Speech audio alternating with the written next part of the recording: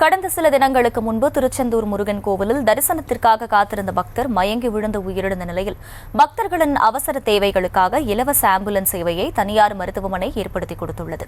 கூடுதல் விவரங்களை செய்தியாளர் சதீஷ் வழங்க கேட்கலாம். சதீஷ், வணக்கம். முழு விவரங்கள்.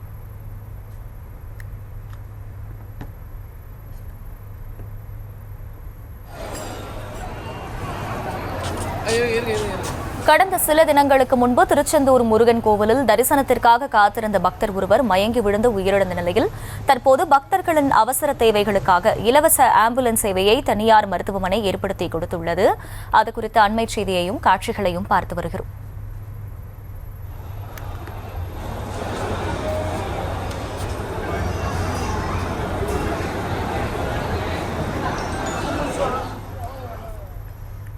கூடுதல் விவரங்களை செய்தியாளர் சதீஷ் வழங்க கேட்கலாம். சதீஷ், வணக்கம். முழு விவரங்கள்.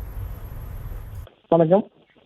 திருச்செந்தூர் சுப்பிரமணிய சுவாமி திருக்கோயிலானது சிறந்த பரிகார ஸ்தலமாக வழங்கி வருகிறது. மேலும் இந்த கோயில் கடற்கரை அருகில் அமைந்துள்ளதால் கோவிலுக்கு வரும் பக்தர்கள் நாளுக்கு நாள் அதிகரித்து வருகின்றன.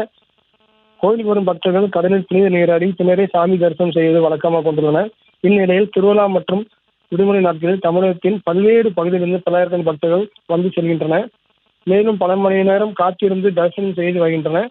தரிசனம் காத்திருக்கும் பக்தர்கள், முதியவர்களின் குழந்தைகள் கடுமையான சிரமத்துக்கு உள்ளாகின்றனர். கடந்த மார்ச் 16ஆம் தேதி தரிசனத்துக்கு காத்திருந்த பக்தர் மயங்கி விழுந்து திடீரென உயிரிழந்தார். மேலும் மயங்கி விழுந்த பக்தரை மருத்துவமனை கொண்டு செல்ல ஆம்புலன்ஸ் வர தாமதமானது. இதனால் பக்தர் உயிரிழந்தார் என பக்தரின் குடும்பத்தினர், பல்வேறு அரசியல் கட்சியினர், இந்து அமைப்பினர் குற்றம் சாட்டி வந்த நிலையில் கோவில் நிர்வாகம் சார்பில் நேற்று முன்தினம் இலவசம் மற்றும் கட்டண தரிசன வரிசையில் 2 அவசர கால வழிகள் அமைக்கப்பட்டது. மேலும் பக்தர்கள் கடலில் புனித நீராடி பாறைகளிடையே சிக்கிக் கொண்டு காயமடைந்து வருவது தொடர் சம்பவமாக இருந்து வருகின்றன.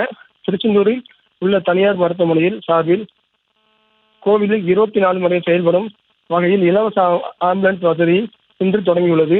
மருத்துவமனை நிர்வாகம் சார்பில் 12 மணி நேரமும், அதாவது பகல் முழுவதும் மருத்துவமனை சார்பில் ஓட்டுநரும், இரவு முழுவதும் கோவில் சார்பில் ஓட்டுநர் பணியில் இருப்பார்கள் என கோவில் நிர்வாகம் தரப்பில் கூறப்பட்டுள்ளது. விரைவில் கோவில் சார்பாக புதிய ஆம்புலன்ஸ் பக்தர்களின் வசதிக்காக ஈர்க்கப்பட உள்ளது என கோவில் நிர்வாகம் தெரிவிக்கப்பட்டுள்ளது.